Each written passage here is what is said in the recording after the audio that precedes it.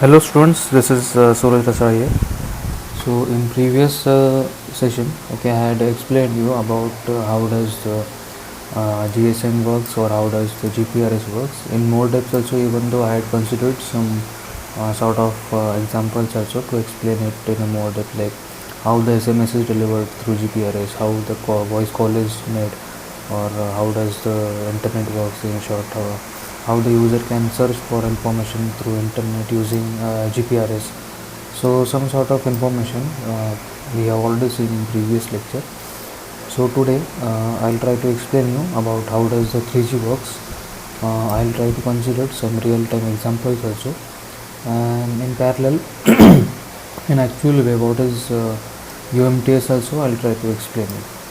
Okay, so now in previous session I had explained you the GPRS architecture through this way, how does the internet works. So if you have known to the GPRS architecture, then you can definitely remember the 3G architecture also, or UMTS architecture, because there are they both has a little bit some kind of similarities between GPRS and 3G architecture. So if you have understood what is SGSN, GGSN, VLR, HLR, MSC, GMSC and so on, so little bit the functionality of the components available in 3G architecture are also little bit similar, because some sort of same components have been used from this GPRS architecture.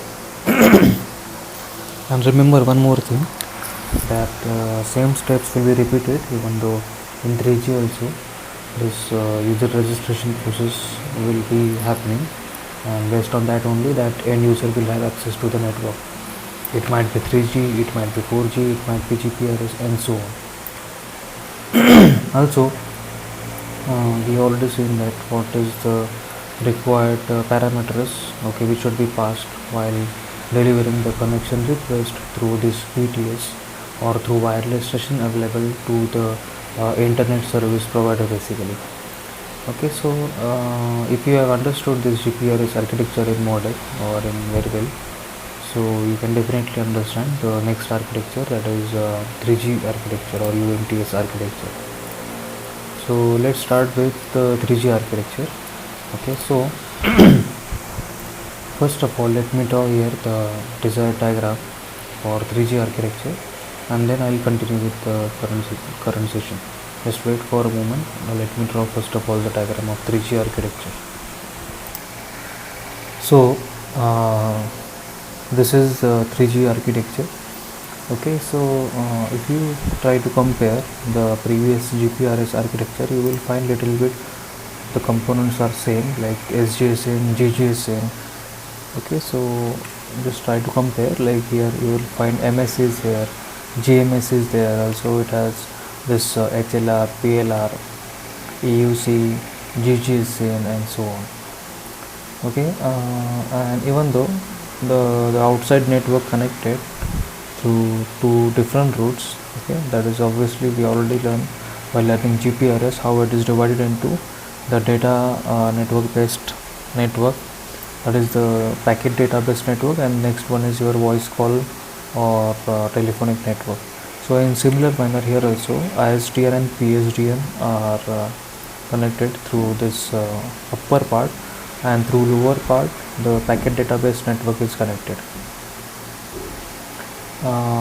In similar manner, okay, it has two components. See, purposely I have not segregated those two different parts, that is I have not differentiated two different parts.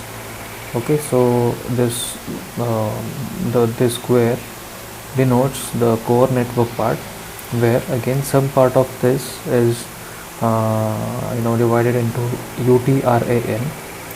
Now this UTRAN and this core network forms the 3G network combined. Okay, and rest of the things are similar, like which sort of information is delivered from this mobile station.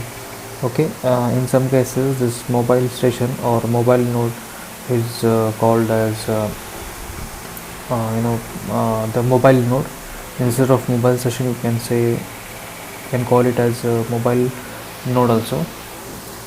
And next thing is here you will find the different types of connectivities are also formed in 3G architecture. That is through IUCS and through IUPS. Okay, so actually this differentiates the types of information which is passed further through this RNC, that is through radio network controller. Okay, so which sort of service request is delivered by this mobile station or user equipment, you can say.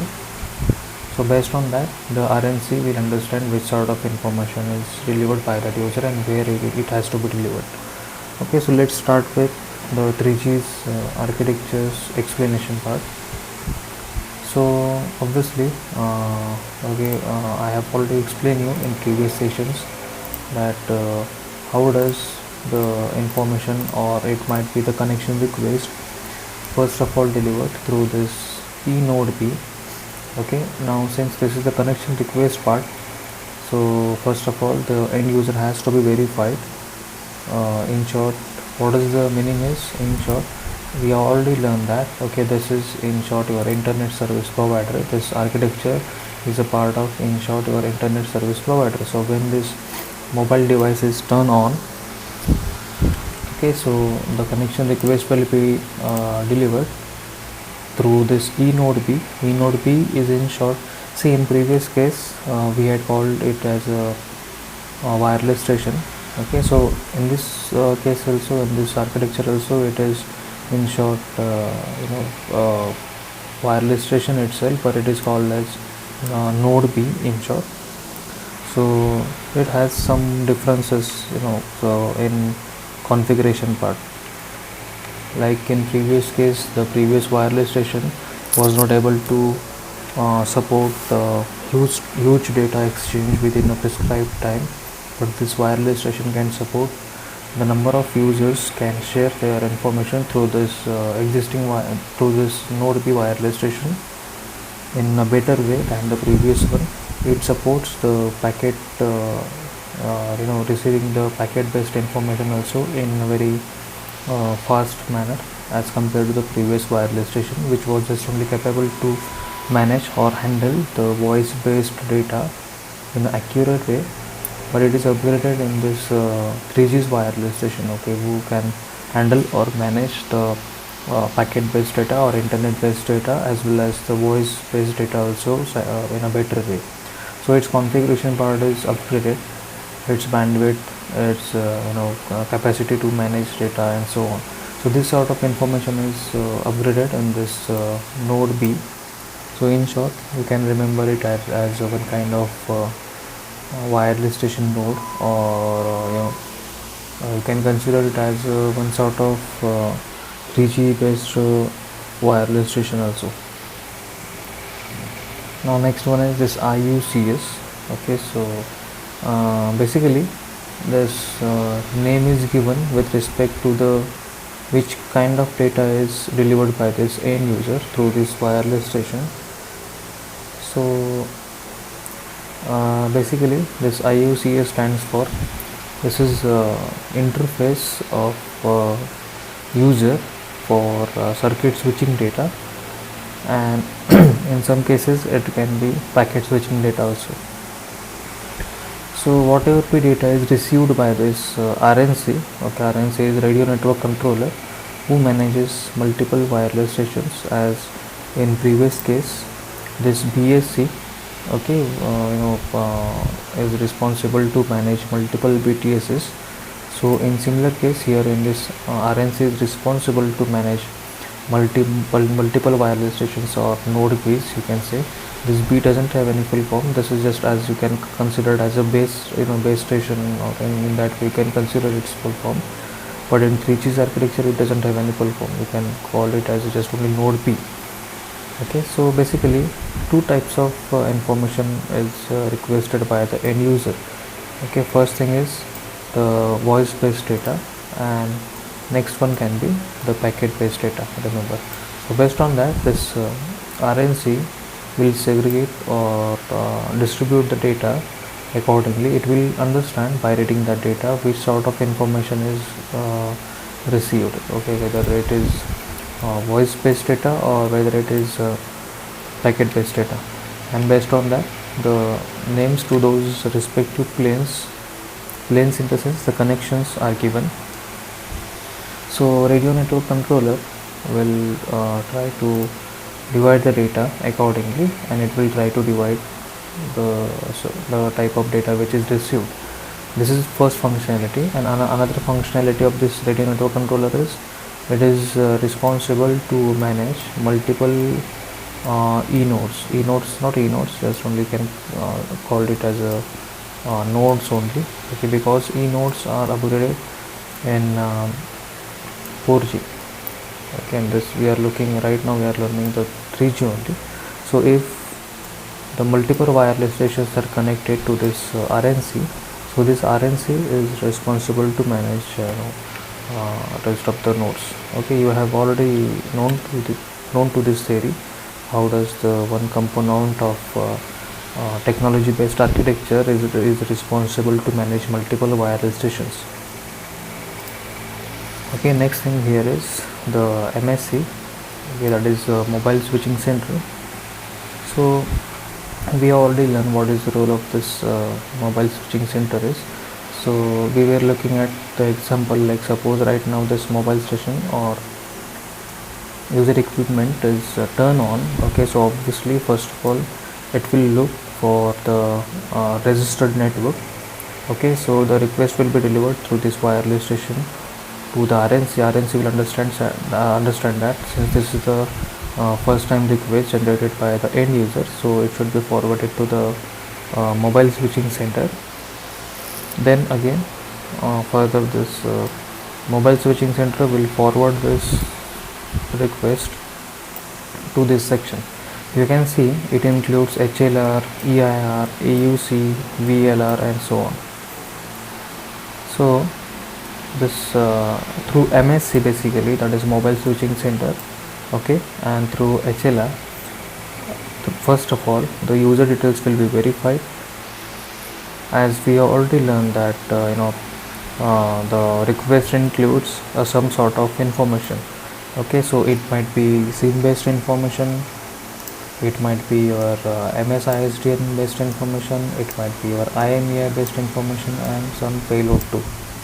So by verifying each detail, okay, subscriber identity module, then this international mobile equipment identity, also we have learned what is this MSISDN also, okay, so that is in short this is your 10 digit mobile number. So by going through each delivered parameters, this HLR is going to verify all mobile details, okay, and further after that through AUC again it will be verified that whether this user is registered or not, and it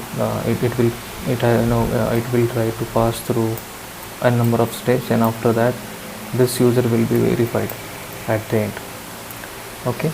So when this user will be verified, after that equipment identity registered, okay, so this equipment identity registered is going to store the hardware based information, that is which sort of which kind of device is being used by that end user, okay, then its unique IMEI number will be stored, then whether that device is capable to handle GPRS, 3G or 4G based information or not, okay, so some sort of information will be stored in this equipment identity register, okay, which is very important because first of all it should verify whether it is able to support the 3G architecture or not. So this sort of information will be verified from this section or component of 3G architecture, and after that only the response will be generated, and again based on that the response will be delivered back to the end user, okay. Yes, you are the verified user from our end, and you are able to right now access our services, and after that this mobile will have network access, and after which only in our mobile device, it will shows some kind of notification or symbol like it is connected to the internet service provider's network. Okay, very simple thing behind it. Now in 3G, basically one more thing is upgraded. Okay, that is you will find here this media gateway is available. So what is its meaning behind it is, okay, let's see. Basically this mobile gateway is responsible to manage the multimedia based information which is coming through that end user. Okay, it is going to verify the information, whether it is a multimedia or whether it is a different sort of information. And even though not in case of just only multimedia, it is responsible to manage the rest of the format based data also, as well as it includes a sort of buffer.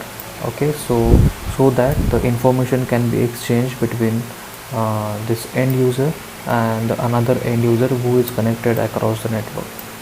Okay, so in short, it can act as a one sort of buffer to manage the data in a very smooth way. Okay, so this is the role of media gateway. Further, I'll try to consider one example to explain this thing, what is the important role of media gateway. And this is a major change in GPRS too. If you consider the GPRS architecture, okay, this media gateway was not included in its architecture too.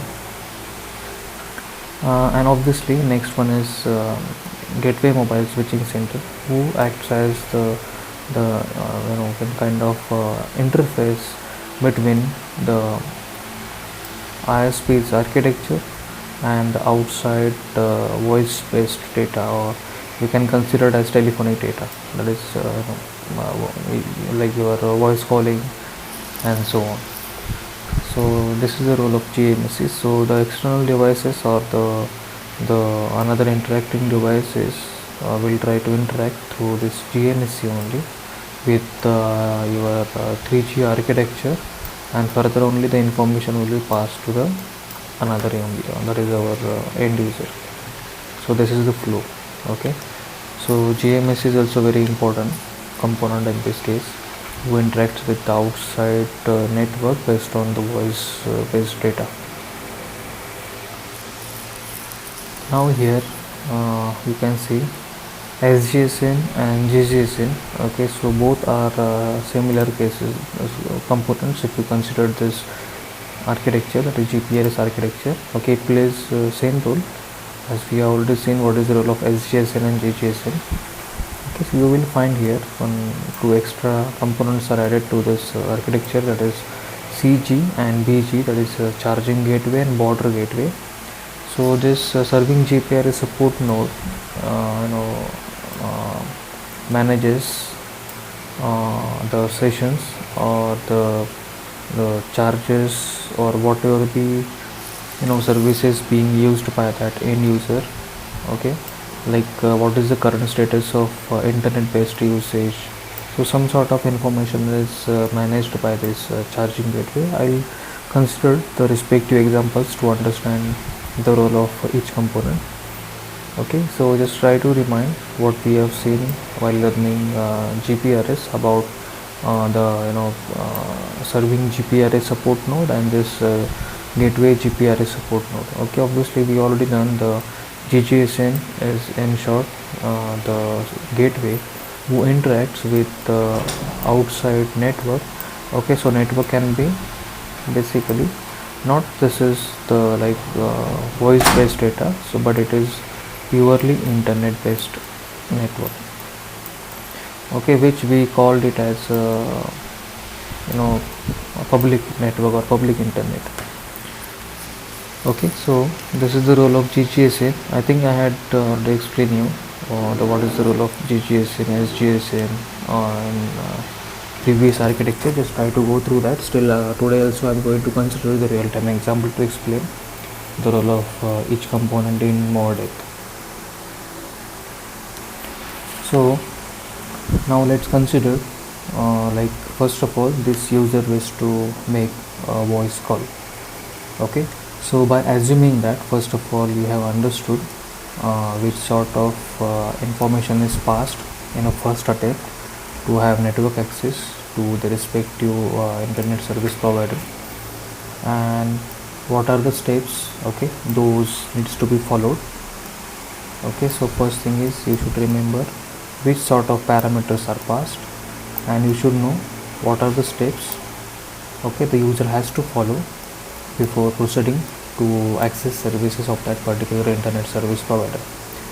Okay, so what is agent discovery, what is registration, what is tunneling, also you should explain at least one paragraph based on that, and after that only you can start explaining how does the 3G works with respect to the asked question or any application working or any example.